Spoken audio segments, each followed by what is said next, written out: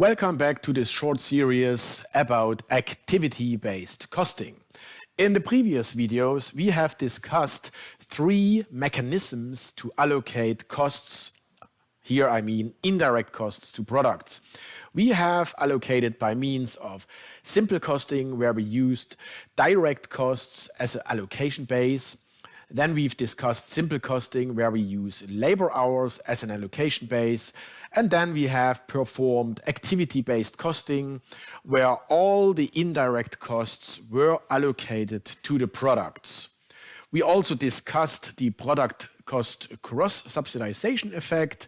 And now we will look into a variant of activity-based costing, where we differentiate between idle and available capacity, and where costs of idle capacity are not allocated to the products. So again, we will start with a data sheet, and let us just look through all our sheets. We have here a data sheet number 3, where we have given some additional info, or some, let's say, different information compared to data sheet 2. So let us quickly look what is the difference. And the difference is here in this table. If I zoom a little bit out, we see a little bit more of this table. So compared to the data sheet 2, we have now changed here this number for available capacity. So if you look back into data sheet number 2, we have here other numbers for the available capacity. And if you actually click on these numbers, you see the available capacity was equal to what was used by silver and gold. But now we see that this available capacity here is actually not equal to what is used by silver and gold. And this means there is actually some idle or spare capacity, and let us just calculate this right away. So basically, let us go through 2 steps. Let us also calculate here the used capacity, which is whatever is used for silver and what is used for gold. Okay, let me format this a little bit more nicely. And as you see, I calculated now this used capacity, so the capacity that was used by silver and by gold, and we see that this used capacity is now different from the available capacity. So a quick comparison here. So if you look at this used capacity that we just calculated, it was given in datasheet 2 as available capacity. So what we now did in our new datasheet is we increased this number. So I'm actually already destroying here my data sheet. So let's quickly, we want to have our calculations here in this ABC spare cap sheet, which is now empty. So what I will do, like in the previous videos, I will copy this title of this empty sheet. Then I will delete this sheet. And I will simply copy my data sheet, right? And then I paste that title again. So then I basically have a new sheet, ABC spare capacity, and I automatically have all the information in this sheet, which was given on this data sheet. So on this data sheet, I have added here a few things that I will just delete. So I still have my data sheet as it was before, and let's now work only on this ABC spare capacity sheet. So we've calculated the used capacity here, and we see this capacity is now less than the available capacity, so there is obviously some capacity idle. That can be used, for example, for additional orders, or it's basically increasing the flexibility of the company in case something happens, like unexpected increases in, let's say, the sales numbers, or maybe there are some additional orders, or maybe the capacity is simply used or is simply available in case or for some uncertainties that can happen. For example, if machines break down or if there is sick leave of the employees. And in many cases, capacity is also built up stepwise. This means if you want to increase the capacity in your company, this cannot be done continuously. So if you, for example, have to buy a new machine, then you have, with this purchase of the new machine, you have immediately a higher capacity of a number of units. And if the sales numbers or the production numbers do not increase in the same amount, then you automatically generate some idle capacity. Good, let's calculate this.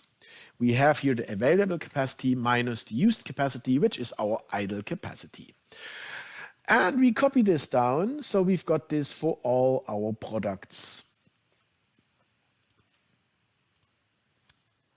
So we see, theoretically, there shouldn't be any negative numbers here on the idle capacity column.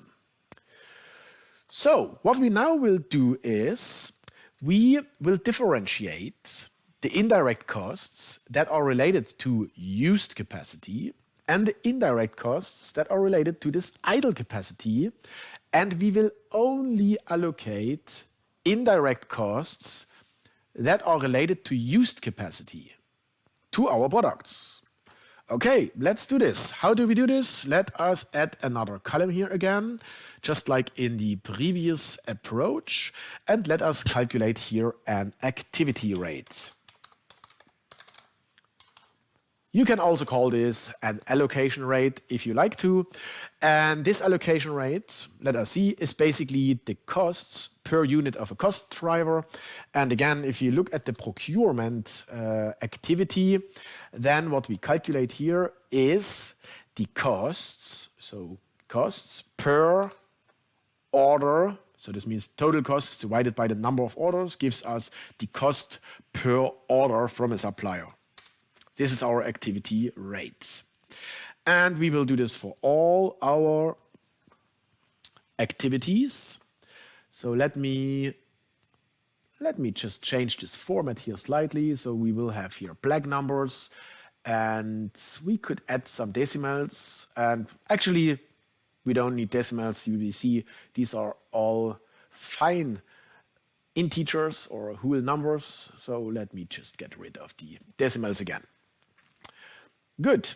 And then we use this information to calculate the costs of our products. And like in the previous APC example, we will do it in the following way. We will, if you look back into our previous example, we will generate two tables, just like here, right? Where we collect all our information. So in order to ease the work a little bit, we could simply take these two tables that we have already calculated and bring them onto our new sheet. So let us be careful here when we do this. So I have here 1, 2, 3 rows. After that, total indirect costs. So when I now copy this table, let me copy it.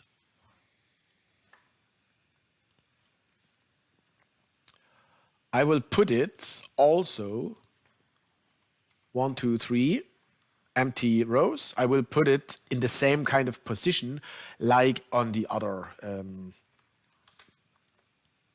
like in the other sheet. So then we see there's a lot of calculations that are done automatically, and now we just need to verify if the calculations are correct. So I will start in the same order as we did it in the previous approach, where we allocated all the costs. So let us start here with the direct costs per unit, right? Are they correct? So direct labor costs should be labor costs per hour times labor hours per unit. That's right. The same applies for product gold. Direct material costs, they were given in the table and it's linked up correctly. So that's nice. Also here for our product gold. Then let's look at the procurement costs. So what we have here is that we first calculated the total costs, right? Before we added all the unit costs in our table on the left-hand side. So let us go to the other table here. Let us just quickly look at these direct costs, if they are correct. So it's always the unit costs times production number. So that seems to be okay. Here also, unit costs times production number. And let's just look at the direct material costs. It's here, costs per unit times the production number. And for product gold, it's the same. And the sum is also still correct. So then let's look at the procurement costs. So what we have to do is we have to multiply whatever is the amount of the activity use with the costs per activity. And it looks good. Here, the procurement costs are the number of orders. So this is this blue box here, the number of orders from the suppliers times the costs per order. So this number is already nicely calculated. And now you also see that now we use this used capacity, right? So this means when we now allocate indirect costs, we only use these two figures, right, to allocate costs to the products. In total, these figures are, of course, the used capacity, which is only a part of the available capacity. Now remember also that the activity rates, they are based on the available capacity, meaning automatically that there are some costs that will not be allocated to the products, and these are the costs of idle capacity. We will do this, or we will look into the costs of idle capacity a little bit later. So let us just first check that all these numbers are correctly calculated. Let's click a few more cells here before we add some more calculations to our sheet. So here we see, let us just look at machine setup costs, for example. We have here product gold. We have here the used capacity of product gold multiplied with the costs per machine setup. So these numbers are all nicely calculated. So remember, these sums are still in place. So the total costs are also still in place. The revenues, let's check those. It's price times production number. It's also very good. And let's just look here. The total revenues are also the same. And what doesn't make too much sense now is to calculate this profit here directly as the revenues minus the costs. So here we have to make some changes afterwards. What I will do, I will actually clear here this profit per product. Or let's do it a different way. Let us say this is the profit per units, right? When idle capacity is not allocated. Oh, this was a long title here. Let me shorten this a little bit so I get this into the cell. Let me expand the cell a little bit. So this is basically the profit per unit, but remember, idle capacity is not allocated. So what does this mean actually compared to our other ABC approach? This means that these profits here, they should be higher, right? So if you look into our other ABC approach, we had here 5.45 and 111. So these were the profits per unit. And now both these profits, they increased because the costs of idle capacity are not allocated to the products. Great. And this also means that this profit here, right, it's before, or let's say it's neglecting this idle capacity. This means that this profit is now higher than we previously had. Like the real profit is 24,000, but here we have a profit of 40,600. So I can still, let us also add here the same heading. I can still call this a profit, but it's kind of before we have taken into account the idle capacity. So, and this idle capacity is what I want to calculate now. So we already have calculated what is the idle capacity in units. So if you want, you can actually specify that better. Let us put here units into parentheses. And what we also can do is we can calculate this idle capacity here in monetary terms. And I will here just add a dollar sign, but it could of course be any other monetary units. So, and what is the cost, or what are the costs of this idle capacity? So we see the total costs are 28,000. And then we have allocated, by means of this activity rate, to the products, we have allocated like 320 times the 70, right? And the remaining, like 80 times 70, that must be our idle capacity, or the costs of our idle capacity. So it's basically the units of idle capacity multiplied with the activity rate.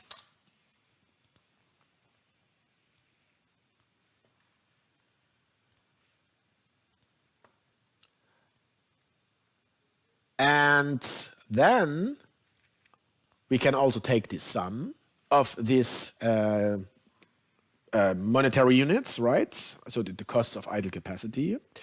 Let me write it down here. I take this right below here, all these different activities. Maybe I write here also total, so we know what it is.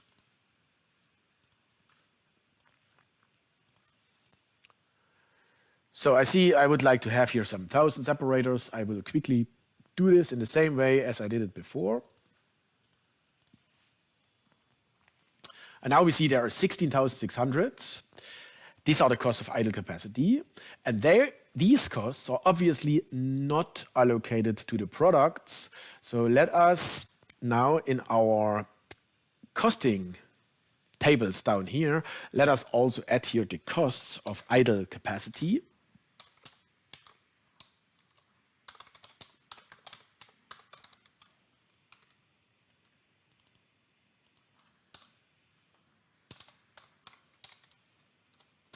So there are some spelling errors coming in here.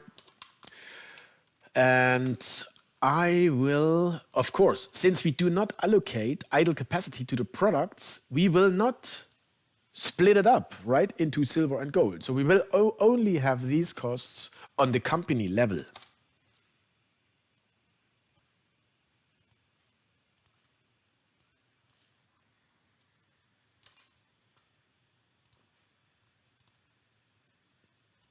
So 16,600.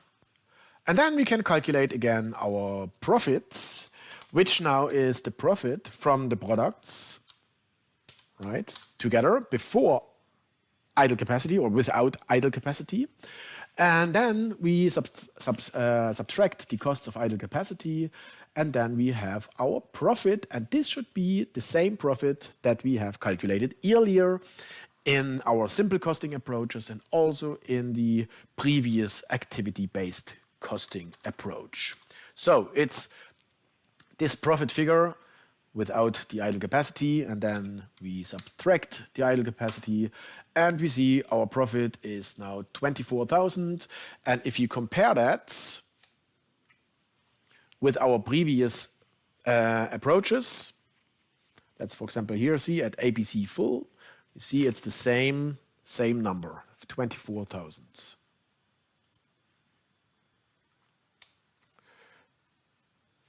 In the end, the question could be, yes, why do we not allocate idle capacity to the products?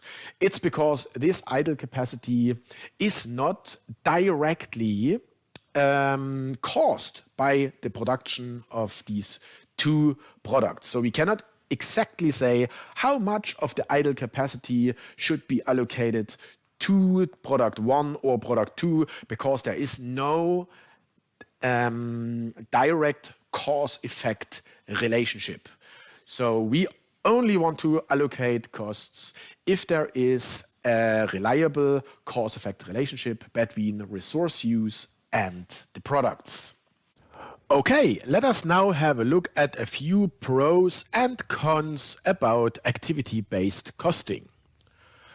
I believe an advantage about activity-based costing is that we try to better understand the real cause-effect relationships between resource use and costs. And by this, we also better understand the value creation process.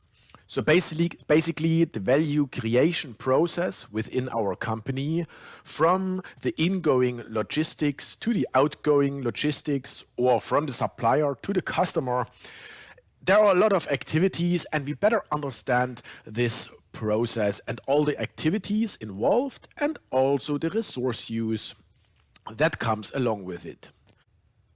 One of the critical aspects of activity-based costing is that we assume that activities are kind of separable among the products. So what do we mean by this? Let us go back to our activity-based costing example.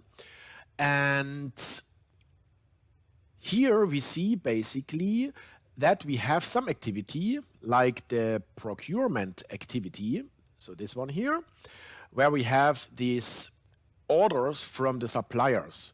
And we basically say that we can separate these orders such that we have orders for our product silver and also orders for our product gold.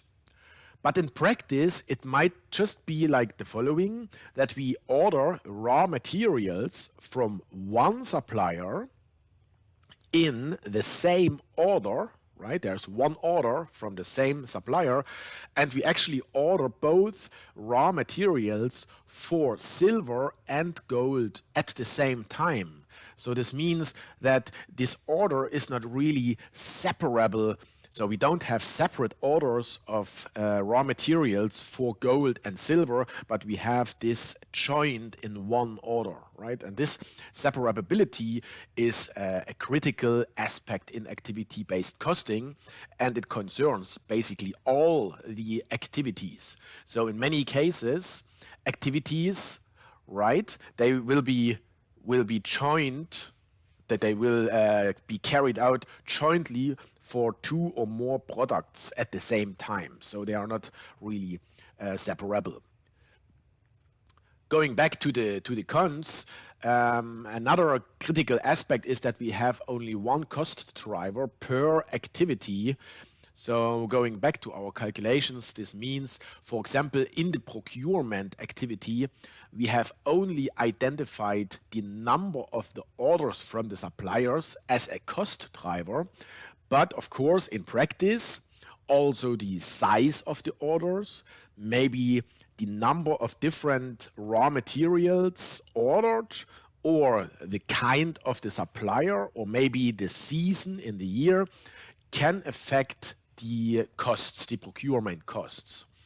So in activity-based costing, we mostly simplify in such a way that the procurement costs are only driven by the orders from the suppliers, and other cost drivers, they are kind of faded out, or they are not relevant.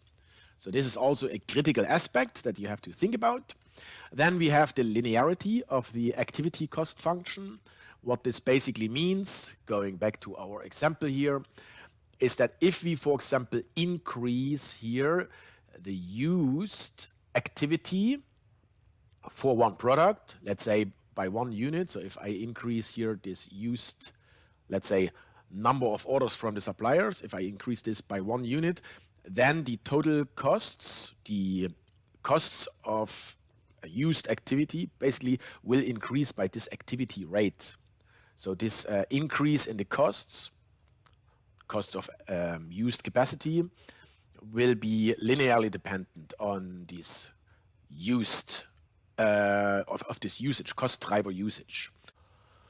What else is critical in our setup? So in our particular Excel spreadsheet, the capacities that are used, or the activities that are used for the single products, they are not linked up to the production numbers.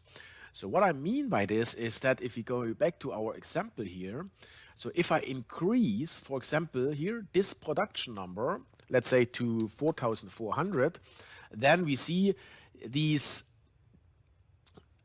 activity use here, or the resource use reflected in these activities, is not changed automatically. But of course, we could expect that if we increase the production volume on silver, then we might also use more of these activities. So there's no linkage here in this file. Of course, it would be possible to create a linkage, like I would, for example, implement here a linear dependency of this activity use to that production number. But we have to keep in mind that in practice, these activities might not be linearly dependent on these production numbers. This is why there's no connection here between these production numbers and these numbers that indicate the use of the different activities. But nevertheless, we can run a little example here. Let me copy this sheet, and I will put it all in the end, and let me do some change here. Let's say production change. And let me indicate all these by red numbers. So I will change here, for example, the production of silver. I will increase that by 10%, let's say to 4,400. So what happens in this case immediately?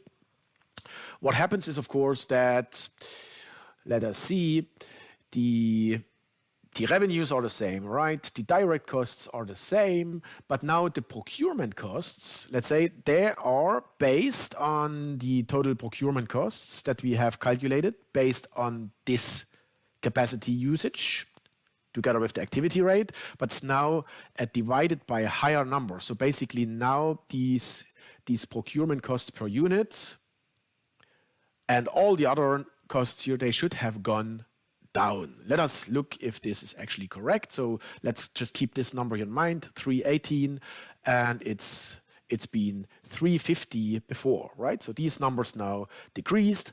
So this means also the total costs per unit should have decreased. And accordingly, the profit should have increased. Let's just look. Yeah, it's an increase from 8 to 952. Okay, so but of course, if I increase the production number here, then we would expect that something happens here to this used capacity for silver. But as I told before, there might not be a linear increase in all of these activities. So in some activities, there might be an underproportional increase, and in some other activities, there might be an overproportional increase. So I will change a few of these numbers here. And let's say the orders of the suppliers. So maybe this increases only by 5% to 210. If you look at the material moves, okay, so maybe these material moves, they are also increased, and let's say, okay, they are increased by 10% to 154. If you look at the machine setups, okay, maybe the batch sizes are different if, on these additional 400 units that are produced. Then there might be not a linear increase in the machine setups. So let us say we are using actually more machine setups for this additional 400. So let us have this increase here, let's say by 20%. So then this increases actually to 72. And the machine hours, okay, maybe there's just depending if it's related a little bit to this setups, then maybe also here we have a 20% increase. So I'm just making up some numbers here. Let's say the inspections are going up by 10%. And finally, maybe this is just 2 additional customer orders. So these customer orders, they go up to 602. So there's just a small increase. So then let's have a look what actually happens again. What now happens is that this idle capacity here has decreased because all our used capacity has increased. This automatically also means that the costs of idle capacity have decreased. So see, this is 9,124 now, and it's been, if we go back to our original setup, it's been 16,000 before. What else does this mean? If we go down to our calculations here, of course, we've changed these numbers here in a non-linear fashion, or not all increased like 10%, some less, some more.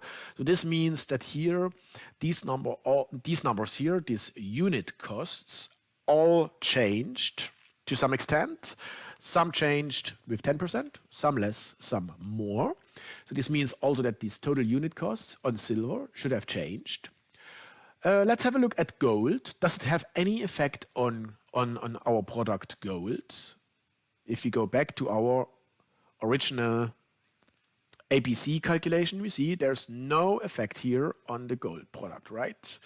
And then since the price is the same, so the gold profit shouldn't be affected by this, right? It's still 450 if we look at our new calculation. But of course, the profits before idle capacity or without idle capacity, so to say, on the silver is affected since also the unit costs were affected. Then let's look at the other table, the total table. So since we now have increased the sales or the production, we have more revenues than before. So now we have 302. Before we had 284. What costs will change? You see, the only costs that will change are those direct labor costs, right? Up here. They will change. Only for silver, but not for gold. So the total direct costs, they will increase because of this, right? That's important to see, that these direct costs increase.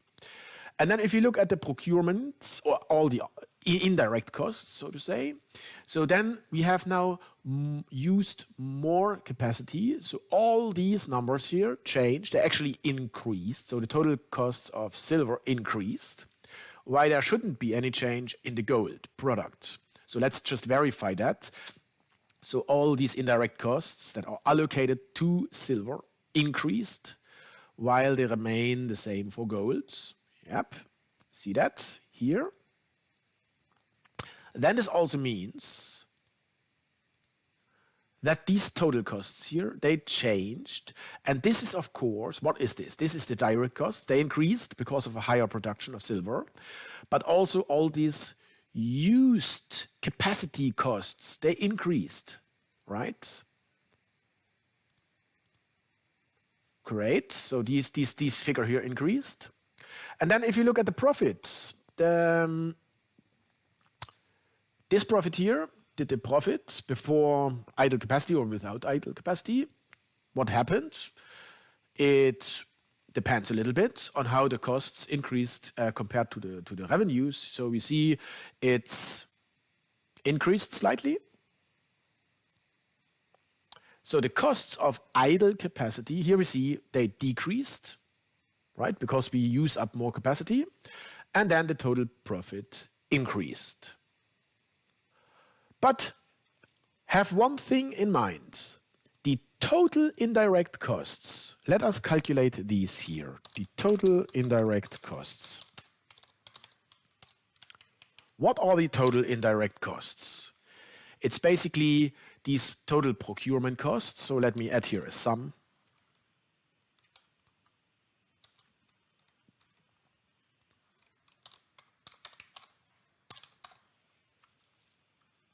So it's these procurement costs until the shipment costs. So these are the indirect costs that were allocated to the products. And then we also have here the costs of idle capacity. So these are indirect costs that were not allocated to the products.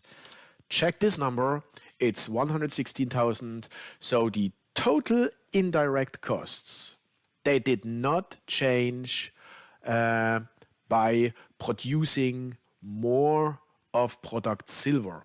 And this is because we had an assumption, and I should have highlighted it before, but if we go back all the way to our datasheet number 1, then on datasheet number 1, there was this assumption that assume that all these indirect costs, they are actually fixed.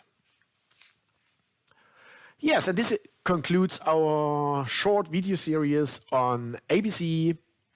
Goodbye.